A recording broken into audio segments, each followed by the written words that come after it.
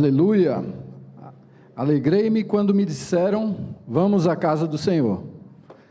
E esses dias eu estava de férias, né? E eu falei para Pedro, vamos para casa.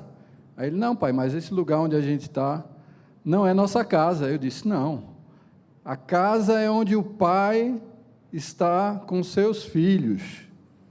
Então aqui é a sua casa. O pai está aqui com seus filhos. E alegrei-me quando disseram, vamos à casa do Senhor. Amém? O tema de hoje eu vou falar sobre gerações, né? É o tema que o Carlos Alberto trouxe aí para o ano de 2026. O tema vai ser tema da C26, né? Conectando, unindo gerações. E isso me instigou e me desafiou bastante a meditar e ver o que é que Deus tem para trazer para nós aqui, certo? E imagine o seguinte, que crianças gostam de ouvir história, né? E ela senta, ouve aquela história, que aquela história veio do avô, da avó, né? Ou às vezes é um conto de fadas, alguma coisa, e como que aquela história, aquele contexto, traz pertencimento, traz perspectiva para aquela criança, né? Então, ela se contextualiza, ela não nasce do nada, ela entende contexto, né? Então, se você pegar aqui a Núbia, por exemplo, ela vai ter um monte de história aí, né? Já ouvi algumas aí, né? Alguns causos e tudo, e isso faz parte da identidade de grupo, isso faz parte do senso de pertencimento, né? Então, vou ver se eu me dou bem aqui.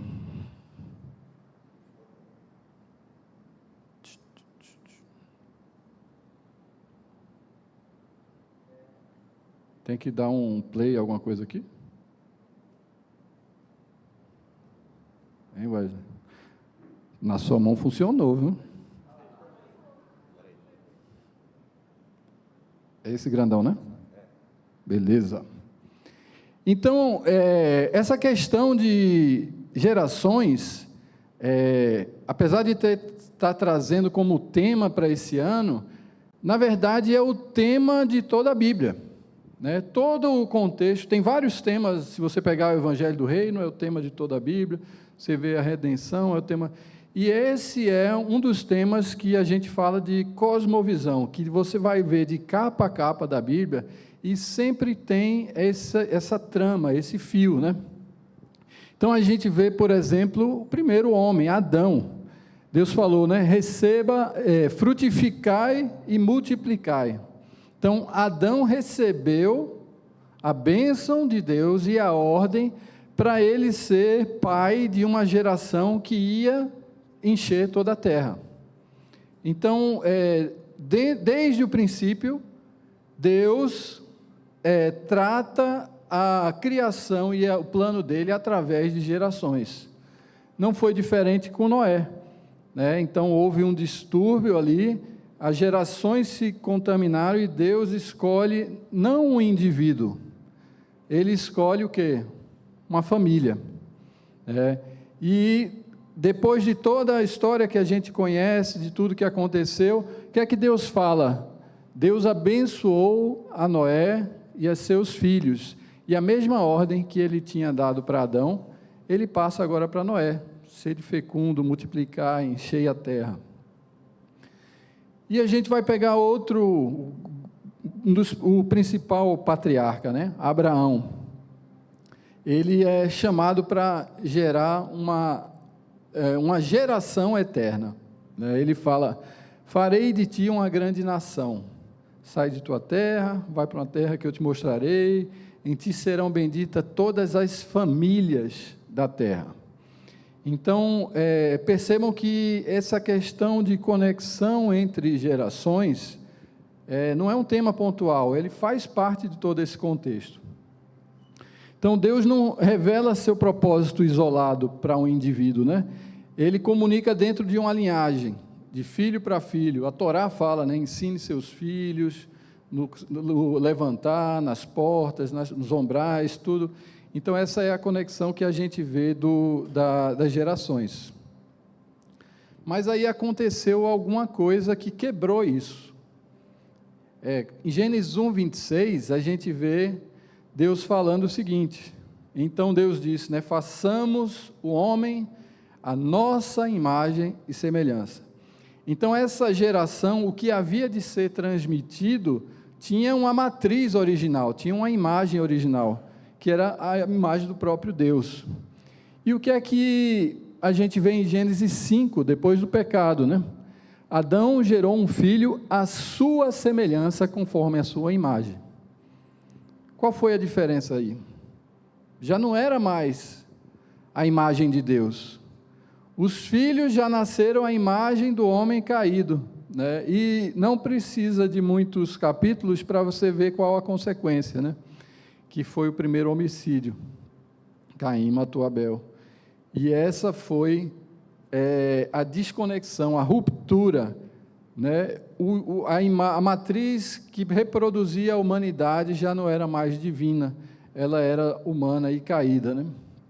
Então, o pecado não é apenas uma desobediência, né, em relação a Deus, mas é uma quebra, rompe toda essa conexão generacional.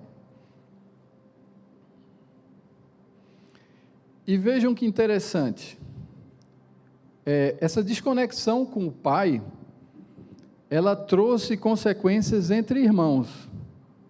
Então, o primeiro caso, eu já até adiantei aqui.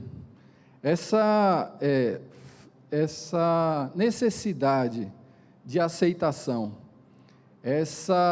na verdade, essa insegurança de identidade, de como que o pai me vê, gera um conflito entre irmãos.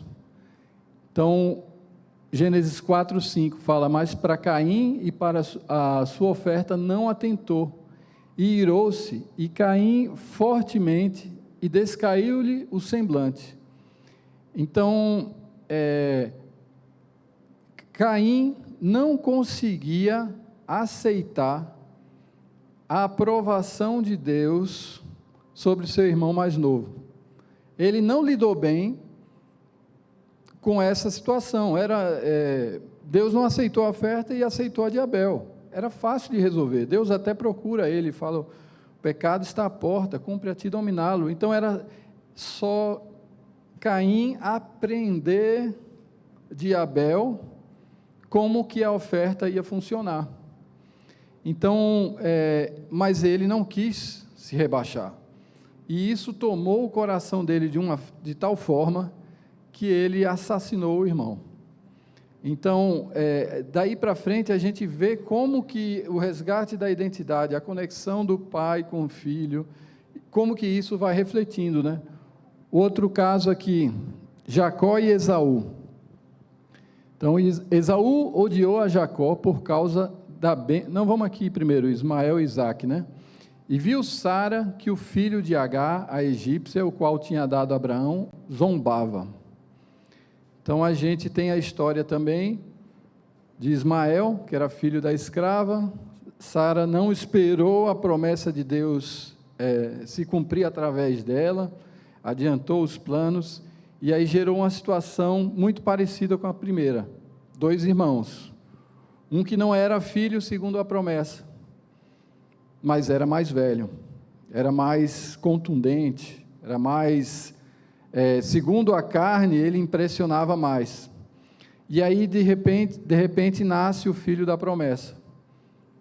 E ele tem dificuldade de reconhecer a bênção sobre a vida do seu irmão.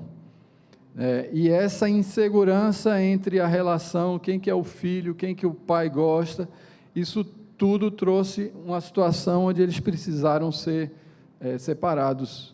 E até hoje a gente vê conflito em relação a isso, né? Porque a boa parte dos povos árabes descendem de Ismael, e os judeus, né, de Isaac, e tem essa inimizade até hoje, para você ver o impacto que essa identidade não organizada traz para o mundo, né? Então a gente vê a mesma coisa com Jacó e Esaú. Jacó vivia em tendas, né? Ele era mais tranquilo, Esaú era caçador, segundo a carne ele impressionava mais, e aí desprezou a bênção da primogenitura, vendeu por um ensopado de lentilha, e o que é que acontece? Gerou também essa inimizade. Davi, seus irmãos, né? Davi era mais novo, nem foi chamado para a festa, se não fosse Samuel, não, está faltando algum, né? Então eles foram buscar lá, então havia uma dificuldade dos irmãos mais velhos, mais fortes, mais altos, que tinham uma capacidade, segundo a carne, mais impressionante, e eles tiveram dificuldade de aceitar a unção de Deus sobre a vida de Davi. A gente tem o mesmo cenário com José e seus irmãos, né? Então José era sonhador, o sonho dele era tão potente, tão impactante, que não ameaçou apenas os irmãos, né? Ele sonhou que o sol e a lua se prostravam, e os pais entenderam isso e falaram: meu filho, calma aí, né? Menos. E havia uma dificuldade de aceitar a bênção de Deus sobre a vida daquele filho que não trazia, segundo a carne, a mesma impressão. Então, percebam que o que inicialmente era um conflito entre o homem e Deus, passou a ser um conflito entre irmãos. E não tem só isso, se você pegar todo o Antigo Testamento, e inclusive algumas parábolas tratam dessa inimizade entre irmãos, ocasionada por essa ruptura de generacional, né? Aqui a gente tem um tema bem interessante, né? O que acontece? Nós como pais, a gente tende, mesmo com com esse desafio generacional, a gente quer muitas vezes poupar as próximas gerações das suas próprias lutas, né? Como se isso os fizesse, na verdade, mais fortes. E aqui eu tenho um texto bem interessante, de Juízes, fala o seguinte: o Senhor deixou ficar estas nações para ensinar a guerra às gerações que antes não sabiam. Quando Josué entra na terra prometida, Deus fala para eles eliminarem os povos inimigos. Quando você começa o livro de Juízes, ele começa a ressaltar que eles não obedeceram completamente, e tal tribo deixou tal povo, tal tribo deixou tal povo, e ficaram alguns remanescentes. E eu não tinha atentado para isso, e esse versículo ele falou o seguinte: mas Deus permitiu isso, para que as próximas gerações, que não vivenciaram as grandes batalhas antigas, vençam suas próprias batalhas. E é importante a gente entender isso dentro da conexão do resgate das gerações, porque às vezes a gente quer proteger, né? A gente quer ir, eu faço isso também, né? Mas a formação, um capitão, ele que passou por tempestades, a tripulação, ele vai dizer, e pega uma tempestade menor da próxima vez, aí ele fala, não, e aí chega um tripulante novo, aí fala, não, a tempestade, não, rapaz, você não conhece esse capitão, nós já passamos por tempestades piores e ele conduziu bem. Então, o que é que a gente vê? Que mesmo com as falhas e com os problemas que a gente está citando aqui, a gente tem que entender que isso não elimina a nosso desafio de vencer nossas próprias batalhas, inclusive nossos filhos, as próximas gerações, né? Isso fortalece, isso traz experiência, isso traz experiência com o próprio Deus, de saber em quem temos crido, em quem temos confiado, né? Então, a reconexão da geração não poupa os filhos das batalhas, ela fortalece para enfrentar sem a omissão que abandona, nem um controle que sufoca. Então, às vezes, como pai, a gente fica nesse limiar entre graça e lei, né? Às vezes a gente fica, se a gente a controla muito, ou se a gente, às vezes, fica omisso, e Deus é o nosso referencial nisso, né? E Ele tanto cumpre a lei, quanto Ele é graça, e Ele permite que cada geração tenha suas próprias guerras, suas próprias batalhas, porque isso, na verdade, é parte da nossa coroa, né? Deus não priva das dores, das lutas, para que quando vem a vitória, a gente tenha o gozo da vitória, sabendo pelo que a gente passou. Então, Deus não vai permitir, não vai nos privar dessa glória de vencer nossas próprias batalhas e de que nossos filhos também vençam as suas próprias batalhas. Amém? Tudo isso foi introdução, gente. O que acontece? Tem um texto muito fantástico, enigmático, e em Malaquias, né, ele fala o seguinte: Deus converterá o coração dos pais aos filhos e o coração dos filhos aos seus pais. Isso é uma promessa, quase no final do Antigo Testamento, nas últimas páginas. Deus promete uma restauração entre filhos e pais e filhos.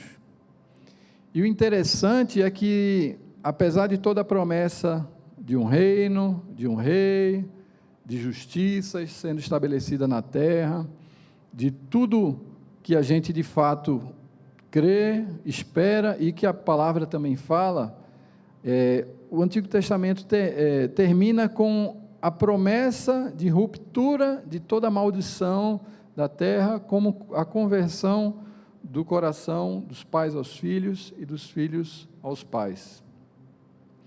Então, essa é a grande promessa. Essa é a grande expectativa de Deus para trazer justiça e transformação na terra, em que a inimizade que a gente viu desenhada, que começou quando Adão decidiu ele próprio discernir o que é o bem, o que é o mal.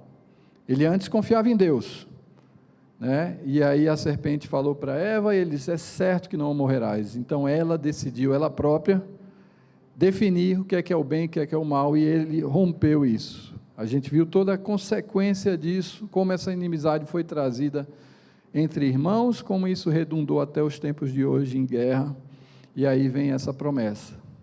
E aí, como Deus vai restaurar, vai reconectar o coração dos pais com os filhos?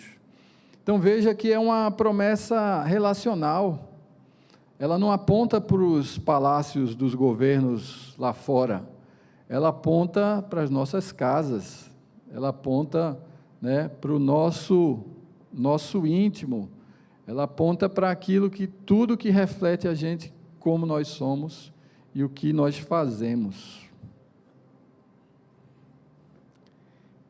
E Jesus é o como, né?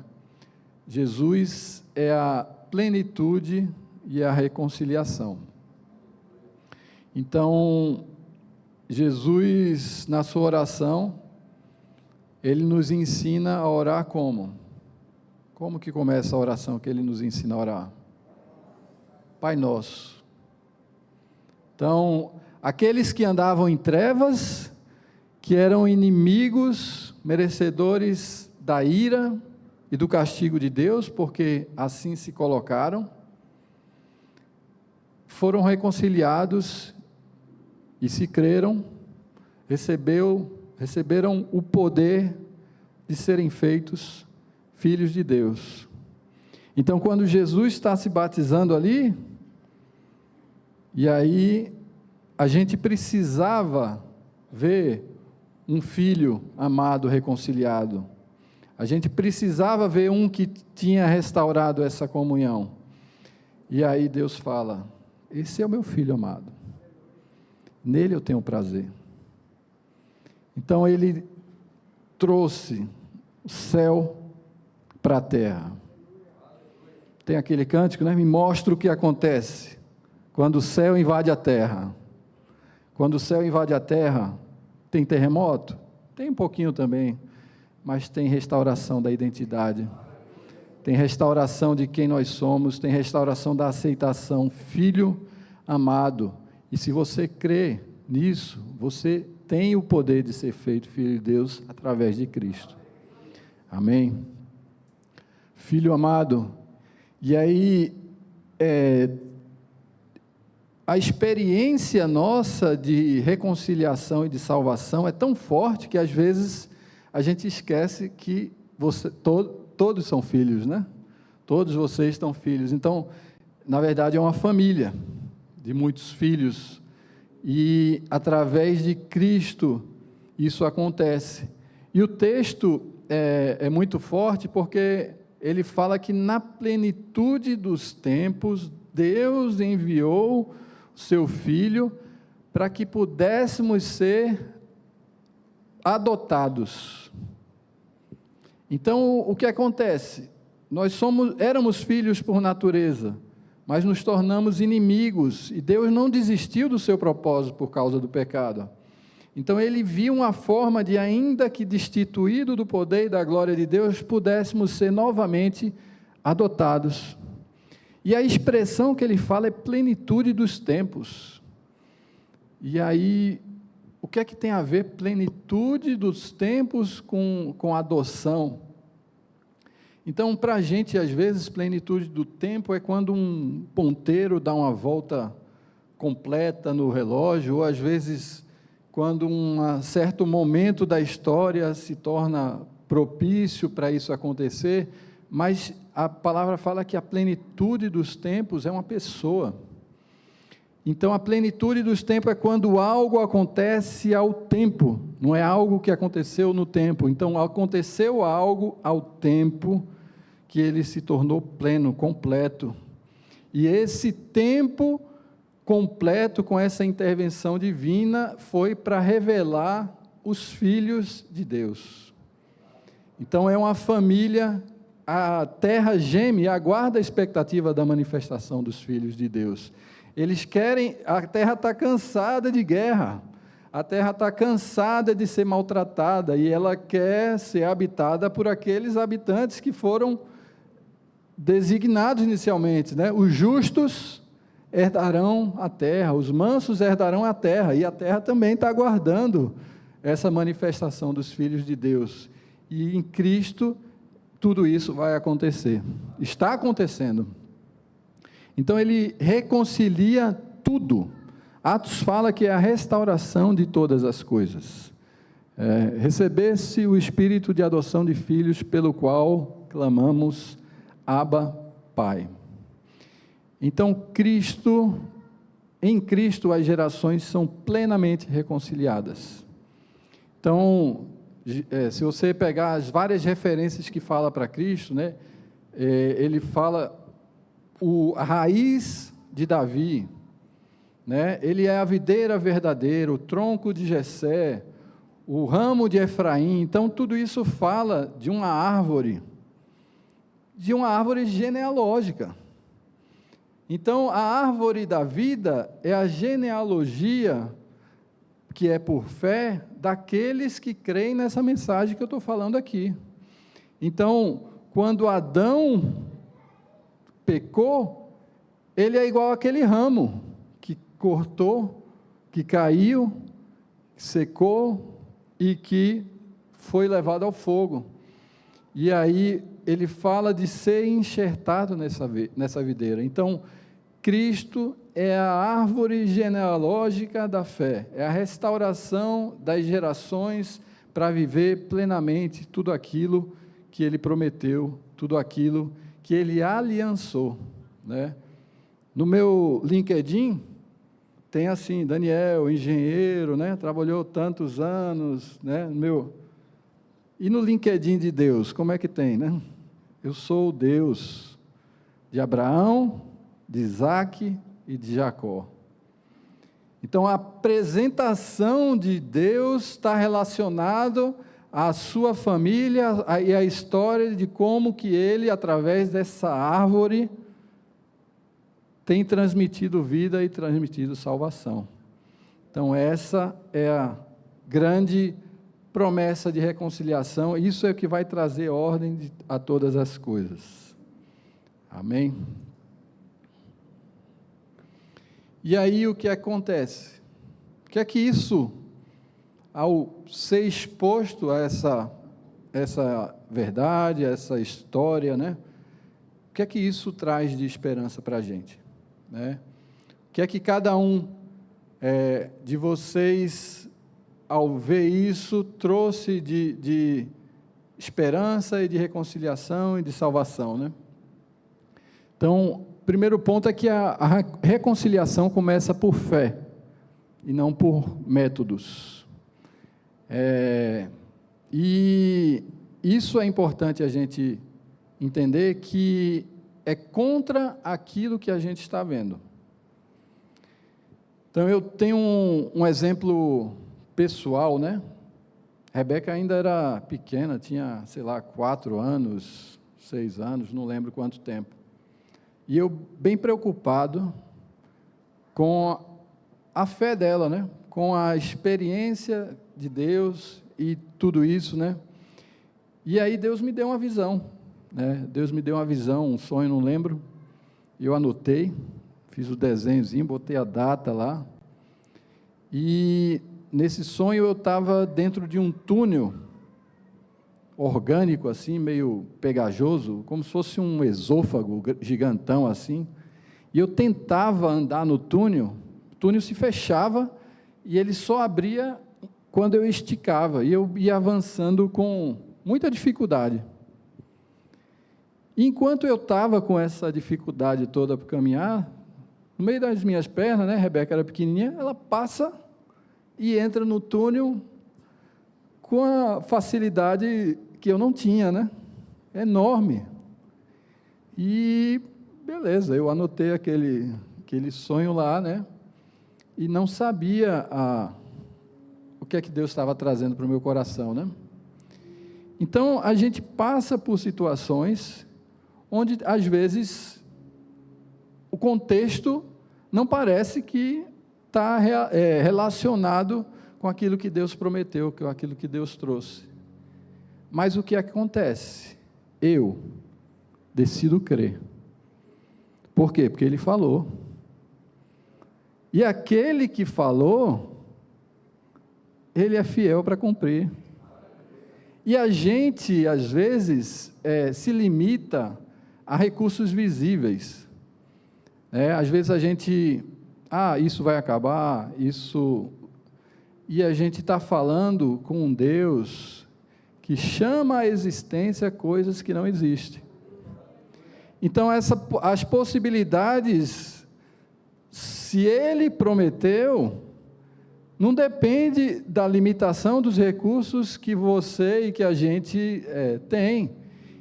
Então, eu trouxe isso como exemplo, porque eu sei que Deus tem promessas para cada um de vocês. Tanto no plano cósmico geral, em que toda a terra se encherá do conhecimento da glória de Deus, como as águas cobrem o mar, né, de toda a promessa escatológica, da vinda do Senhor, da plenitude, mas até isso se cumprir, a gente precisa estar de pé, né? E o que acontece? Cada um de vocês tem experiências como essa que eu contei, e que um irmão, um amigo, um lembra o outro, né? Lembra, olha, aquilo que você... Cara, Deus falou, Ele é fiel para cumprir. Ele tirou 600 mil pessoas do Egito. Morreu gente, a terra se abriu, as serpentes vieram, tiveram baixas enormes. Mas se você pegar o censo das pessoas que entraram na terra prometida, 600 mil pessoas. Então, se você tivesse avaliado no meio ali, as gerações tiveram baixas, ok, mas entre as baixas havia uma geração levantada por Deus que ia completar e cumprir aquilo que tinha sido prometido. Então, vindo a plenitude dos tempos, Deus enviou seu Filho para que recebêssemos a adoção de filho. A esperança está na promessa e no poder da semente. Então, Marcos 1, 26, 27. Cadê o Black aí? Vai chegando aí, Black, com a turma aí. Marcos 4, 26, 27, fala o seguinte: a semente brota e cresce, não sabendo como. Cadê seu Daniel aqui? Seu Daniel está por aí, não tá? Estava aí mais cedo, tá? Quem é da roça aqui? Quem planta? Você planta? Você sabe como a semente brota? Tem não, né? A gente não sabe como. Mas a gente faz o quê? Planta, né? E a semente plantada é essa, é Cristo, é o Evangelho, as boas notícias, é a reconciliação, né? É a fé, crer, né, que a próxima geração vai se levantar, né? É crer que, eu não sei como, mas quem está edificando a igreja do Senhor é Ele mesmo. Eu estou edificando a minha igreja. E a tampa do caixão, a morte, esse mundo, não vai deter aquilo que eu estou construindo. Então, eu quero animar cada um de vocês a crer, né? O Júnior estava perguntando nessa semana, né? Na célula, qual é o seu plano? Eu disse, rapaz, eu parei para pensar, eu disse, rapaz, meu plano agora não é mais para mim, meu plano agora é para os meus filhos. A gente deixa de ser executor de plano, e a gente passa a ser patrocinador de planos, de nova geração, né? E isso revela do que tem no coração de Deus, que é o que a gente viu aqui. Ele quer encher essa terra com filhos e filhas que refletem a glória de Deus. Mesmo Deus de Abraão, de Isaac, Jacó, é o Deus que está aqui hoje. O que foi aliançado com Davi, o que foi aliançado com Abraão, o que foi aliançado com Noé, vai se cumprir. Você vê o arco-íris, não vê? Não vai mais inundar a terra. Por quê? Porque Ele vai salvar, porque Ele vai transformar.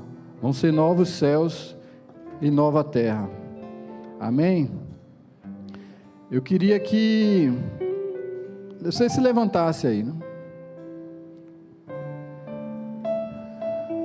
E trouxesse no seu coração tudo aquilo que às vezes a gente não está vendo, ou tudo aquilo que às vezes traz guerra, né? Conflito, né? Tudo aquilo que às vezes é com Deus, às vezes a nossa rebelião, a nossa indignação é com o próprio Deus. Mas eu quero declarar uma palavra de libertação. Libertação de todo sofisma, libertação de toda mágoa, libertação de toda falta de fé, libertação de toda incredulidade, de duvidar que Deus vai cumprir aquilo que prometeu. Amém? Em nome de Jesus, Pai, eu quero, através do Teu Santo Espírito, Senhor, trazer, Senhor, um espírito, Senhor, de fé, Senhor. Aumenta a fé, Senhor. Em nome de Jesus, Senhor. Toda mentira do diabo, Senhor. Tudo aquilo que diz que não vai dar, Senhor. Tudo aquilo que diz que não vai ter próxima geração. Tudo aquilo que vê para o contexto, mas não vê para aquele que é a fonte. Tudo aquilo que deixa de crer, Senhor, que Tu chama à existência coisas que não existem. Em nome de Jesus, Senhor. Cada ansiedade, cada carga aqui, Senhor, colocada, Senhor, nós queremos, através do Teu Santo Espírito, Senhor, trazer, Senhor, endireitar caminhos, Senhor, levantar, Senhor, com intrepidez, Senhor. Cremos, Senhor, que a Tua igreja vai avançar, Senhor. Cremos que a terra se encherá da Tua glória, Senhor. Cremos, Senhor, que as nações vão se render e vão aprender da Tua lei, Senhor. Em nome de Jesus, Senhor, fortalece a Tua igreja, Senhor. Fortalece cada irmão aqui agora, em nome de Jesus, Senhor.